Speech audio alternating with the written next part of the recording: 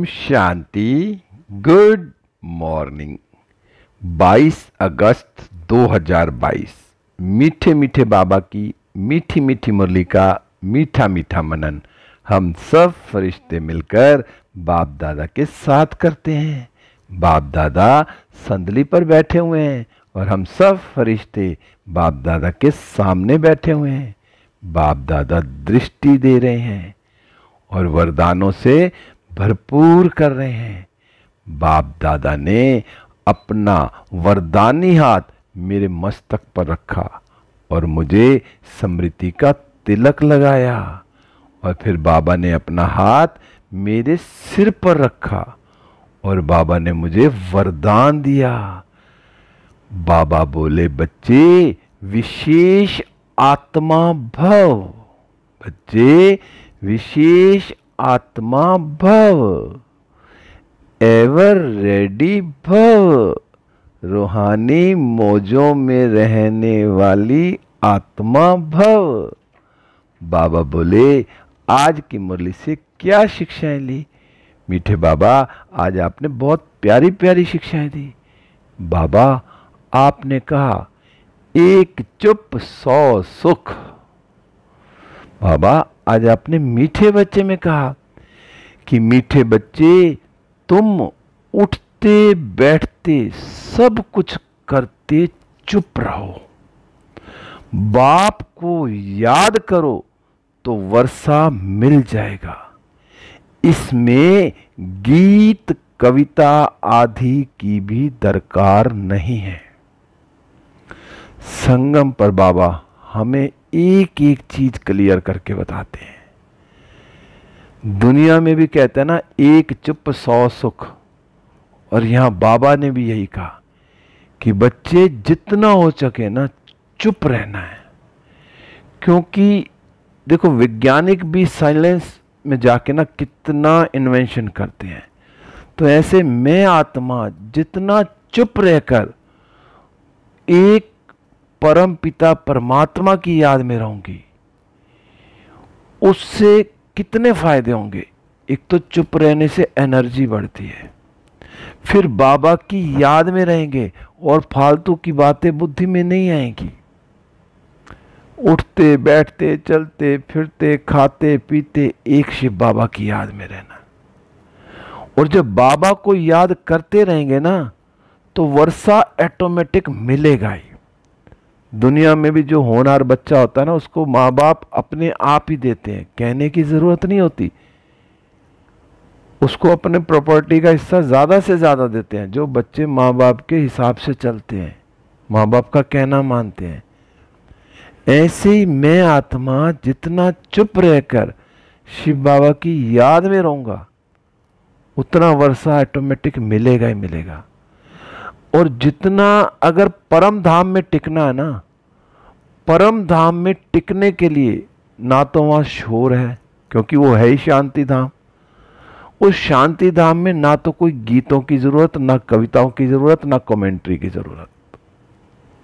वहां तो बस मैं और मेरा बाबा, चमकती हुई बिंदी मैं और चमकता हुआ मेरा बाबा बिंदी। खो जाओ। जितना परम धाम में रहेंगे उतने हमारे विक्रम भी विनाश होंगे। क्योंकि बाबा कौन है? ज्ञान का सागर है। वो बारिश बरस रही है, वो उनकी किरणें आ रही हैं और मुझ आत्मा को साफ करती जा रही है कि मैं आत्मा परम धाम में हूं, शिव बाबा के सामने हूं। शिव बाबा की रंग बिरंगी किरणें, गुणों और शक्तियों की मुझ पर लगातार बरस रही हैं और मुझ आत्मा की मैल खत्म होती जा रही है। मैं एक शुद्ध पवित्र आत्मा बनती जा रही हूं। क्योंकि आज बाबा ने जो स्लोगन में कहा ना, स्लोगन में भी यही कहा कि जब हम श्रेष्ठ कर्मों का खाता जमा करते हैं ना, तो विक्रम अपने आप खत्म हो जाते हैं। जैसे गंदी बाल्टी को नल के नीचे रख दो और वो पानी साफ चलेगा तो गंदा पानी अपने आप बाहर हो जाएगा, और एक बारी ऐसा हो जाएगा कि अब बाल्टी में बिल्कुल साफ पानी होगा। तो ऐसे ही मैं आत्मा अच्छे अच्छे कर्म करते जाऊं तो मेरे विकर्म भी खत्म हो जाएंगे और मेरे अंदर कोई नेगेटिविटी नहीं होगी, क्योंकि मैं हर कर्म बाबा की श्रीमत पर चल रहा हूं। तो बस आज चुप रह के, क्योंकि मम्मा भी क्या करती थी, ऊपर छत पे चले जाना, चुप उस अवस्था में योग करना। मम्मा बहुत शांत रहती थी। ऐसे मैं आत्मा कौन हूं? हुई शांत स्वरूप आत्मा। तो मैं शांत स्वरूप आत्मा चुप रहकर बाबा को याद करूं। फिर बाबा आज आपने प्रश्न में कहा, बाप को लिबरेटर कहने से कौन सी एक बात सिद्ध हो जाती है? बाबा तो है ही लिबरेटर, क्योंकि बाबा हमें दुखों से छुड़ाने आया है, सुख देने के लिए आया है। और दुख क्या है? माया, रावण, 5 विकार, काम, क्रोध, लोभ, मोह, अहंकार, ईर्ष्या, द्वेष, नफरत, ये छोटे छोटे उनके बाल बच्चे, इन सब दुखों से छुड़ाने आया बाबा। बाबा हमें इनसे छुड़ाने आया, लेकिन इसमें फंसाने वाला कोई और है, वो है माया, रावण। क्योंकि मदद करने वाला कभी फंसाता नहीं है, क्योंकि बाबा लिबरेटर है, वो कभी फंसाएगा नहीं हमें। क्योंकि बाबा को हम क्या कहते हैं? बाबा है ही दुख हरता, सुख करता। तो बाबा कभी किसी को दुख नहीं देते, ना दे सकते हैं। लौकिक में भी माँ बाप अपने बच्चों को कभी दुख नहीं देते, चाहे बच्चा कितना भी शरारती हो, फिर भी उसके लिए दुआएं करते हैं। तो यहां भी बाबा हमें कैसे दुख दे सकता? भगवान है, सुख का सागर है, सबको सुख देने वाला है। बाबा ने कहा जब बच्चे दुखी होते हैं ना, तब उस बाप को याद करते हैं। दुनिया में कहावत भी है ना, सुख में सुमरन सब करें तो दुख का एक होए। तो ऐसे ही, क्योंकि सतयुग और त्रेता में तो भगवान होंगे नहीं, वहां तो सुमरन करने की जरूरत ही नहीं है।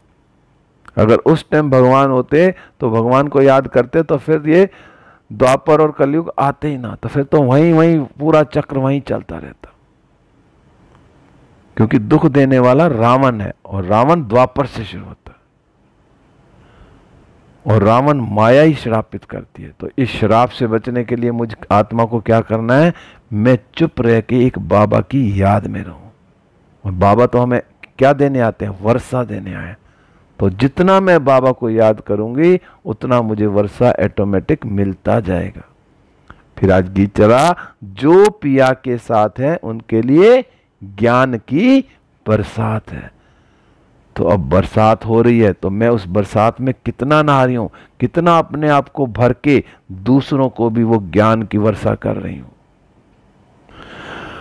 बाबा ने कहा ये ज्ञान ना बहुत सहज है, क्योंकि भक्ति मार्ग में तो बहुत धक्के खाए, कहाँ हुए और क्या क्या किया। लेकिन जो ये खुद स्वयं परम पिता परमात्मा ने आकर हम बच्चों को ज्ञान दिया है, और ये ज्ञान सहज है। बाबा ने कहा एक भी पॉइंट से ना मनुष्य पुरुषार्थ करने लग पड़ते हैं।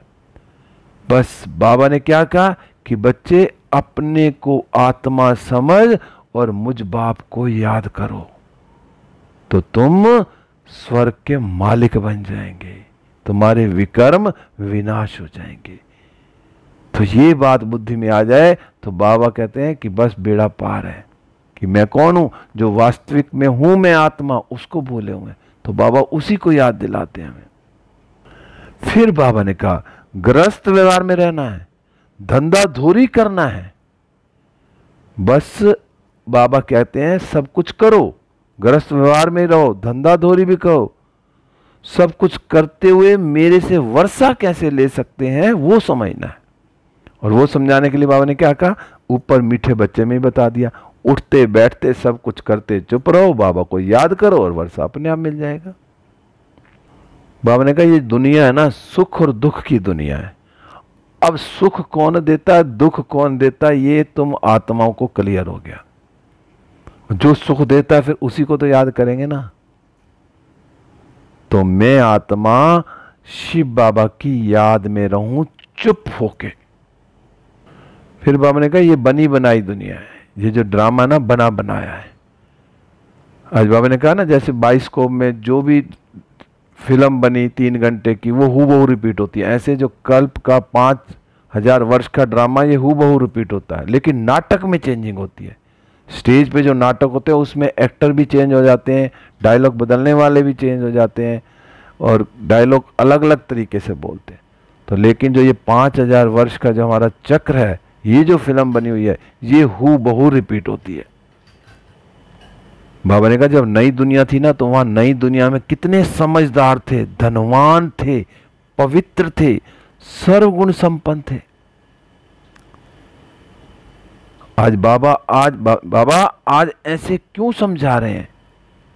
बाबा समझा रहे हैं, और बच्चे कह रहे हैं बाबा आज ऐसा क्यों समझा रहे हैं कि बच्चे भी जाकर ऐसे भाषण करें। बाबा हमें समझा रहे हैं कि बच्चे तुम नई दुनिया में कैसे थे। तो बाबा ने कहा जो बच्चे जो औरों को ज्ञान देंगे, तो उनको समझाने के लिए बाबा ने आज एक पॉइंट बताया कि जो नई दुनिया में हम कितने स्वर्ग में कितने धनवान थे, समझदार थे, पवित्र थे। तो अब वैसा बनना है, तो उसके लिए अब संगम पर क्या करना है, तो ऐसे ऐसे भाषण करने हैं। तो बाबा हमें समझा रहे हैं, सेवा की युक्ति बता रहे हैं आज बाबा में। बाबा ने कहा भारत की ना सबसे पहले महिमा करनी चाहिए। भारत को ऐसा किसने बनाया, वह भी महिमा निकलेगी कि परम पिता परमात्मा की, जिसको सब याद करते हैं। और याद क्यों करते हैं?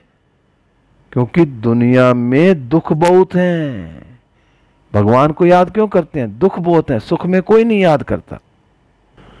फिर बाबा ने कहा कि तुम बच्चे जानते हो। और हम क्या जान गए हैं? क्योंकि बाबा ने हमें सारी ड्रामा का राज बता दिया, सृष्टि के आदि मध्य अंत का राज बता दिया। तभी बाबा कहते हैं कि बच्चे तुम बच्चे जानते हो, हम अभी ईश्वर के बने हैं और उनकी श्रीमत पर चल रहे हैं।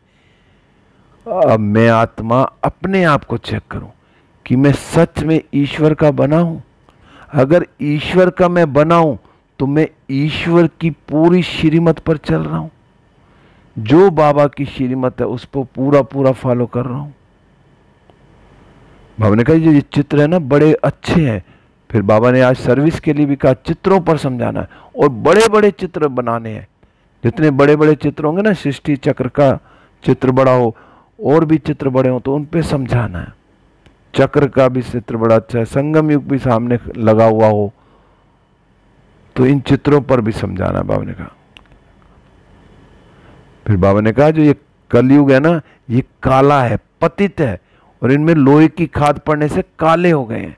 जो विकारों की खाद पड़ी तो काले हो गए। अब इसको गोरा कैसे बनाना है? तो इसको गोरा कैसे बनाएंगे? बाबा आए हुए ना गोरा बनाने के लिए। तो मैं आत्मा जितना बाबा की याद में रहूंगी और दूसरों को भी बाबा का परिचय देती रहूंगी, तो गोरा बनेगा, क्योंकि भगवान आए हैं इस भारत को गोरा बनाने के लिए। फिर बाबा ने कहा, बाबा कहते हैं कि जितना पुरुषार्थ करेंगे ना, उतना अपने लिए ही ऊंच पद पाएंगे, कल्प कल्पांतर के लिए। संगम पर इस समय जो मैं आत्मा पुरुषार्थ करूंगी, वही मुझे ऊंच पद के लिए ले जाएगी। और जितना मैंने इस समय ऊंच पद पा लिया, तो मैं कल्प कल्प ऊंच पद पाता रहूंगा।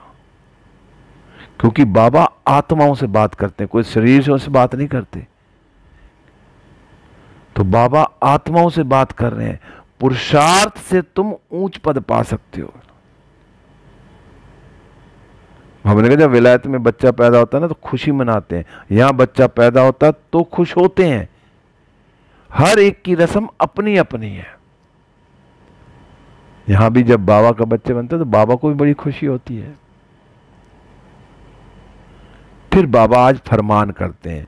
क्या फरमान किया? बाबा ने कहा अब पवित्र बनो, ये फरमान है। स्त्री को भी पवित्र बनाओ, कोई पर क्रोध मत करो। आज बाबा कहते हैं क्रोध भी नहीं करना, सबके साथ मीठा बन के रहना, मीठी बोली बोलनी है। बाबा ने कहा जब तुम क्रोध करोगे नहीं ना, तो दूसरे भी नहीं करेंगे। हम मीठा बोलेंगे। जब मैं आत्मा सबसे मीठा बोलूंगी, तो सामने वाली आत्मा भी मुझसे मीठा बोलेगी। और बाबा ने आज तमीज सिखाई कि सबको आप करके बुलाना है, चाहे छोटे हों चाहे बड़े हों, सबको आप करके बुलाना। कभी किसी को भी तुम करके नहीं बुलाना। फिर बाबा ने कहा जो सेंसिबल बच्चे होंगे ना उनको सर्विस का बहुत शौक होना चाहिए, और जो सेंसिबल बच्चे होते हैं वो सर्विस करते भी हैं, भाग भाग के करते हैं, जहाँ भी कोई सेंटर नया खोले वहाँ भी चले जाते हैं। फिर बाबा ने आज कहा कि सदा एक बात याद रखनी है, कि ये बात याद रखनी है कि जो कर्म हम करेंगे ना, हमें देखकर दूसरे भी वही करेंगे, वही करने लग पड़ेंगे। तो मेरा हर कर्म बाबा की श्रीमत के हिसाब से हो। जो कर्म मैं करूंगी मुझे देखकर और आत्मा करेंगे। इसलिए कभी भी श्रीमत के विपरीत कोई कर्म नहीं करना, विकारों के वश आके कोई कर्म नहीं करना।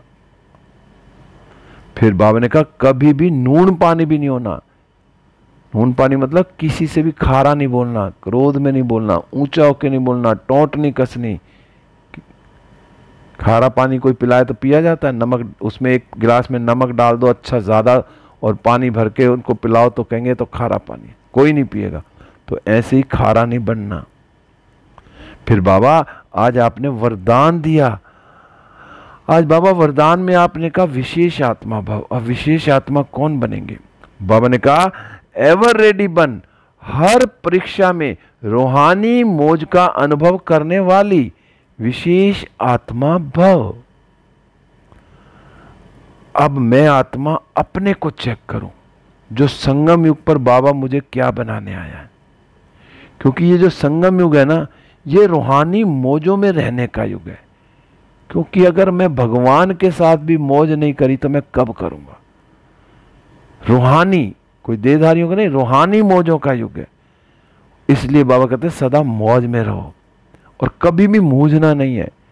ड्रामा का हर सीन एक्यूरेट है, परिस्थितियां आएंगी और आके चली जाएंगी, लेकिन मैं आत्मा उन परिस्थितियों में कितना मूझ रही हूं, या मैं अलग से न्यारी प्यारी होके वो देखती हूं।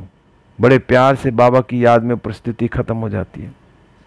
बाबा ने कहा कोई भी परिस्थिति या परीक्षा में थोड़े समय के लिए भी मूझ हुई और उसी घड़ी अंतिम घड़ी आ जाए तो अंतमति सो गति हो जाएगी। कोई ऐसी परिस्थिति चल रही है और मेरी हालत खराब और अंतमति सो गति हो जाएगी तो फिर मेरा क्या हाल होगा? तो इसलिए कैसी भी परिस्थिति हो, कोई भी हो, बाबा बैठा है ना, सब ठीक हो जाएगा। तो बाबा ने कहा इसलिए सदा एवर रेडी रहो, सदा तैयार रहना है। कोई भी समस्या संपूर्ण बनने में विघ्न रूप नहीं बने। मैं आत्मा संपूर्ण 16 कला संपूर्ण बनने वाली आत्मा हूं, तो मेरे सामने कोई भी समस्या आए विघ्न रूप में ना आए, निवारण कर दूं उस समस्या का। मैं बस सदा यह स्मृति रहे कि मैं दुनिया में सबसे वैल्यूएबल विशेष आत्मा हूं। मेरा हर संकल्प, बोल और कर्म विशेष हो, 1 सेकंड भी व्यर्थ ना जाए। संगम का एक व्यर्थ 1 सेकंड 1 साल के बराबर है। तो मेरा एक सेकंड बाबा की याद में जाए। अच्छा संकल्प हो, व्यर्थ हो ही ना। जब मैं अच्छा सोचूंगी तो व्यर्थ खत्म हो जाएगा।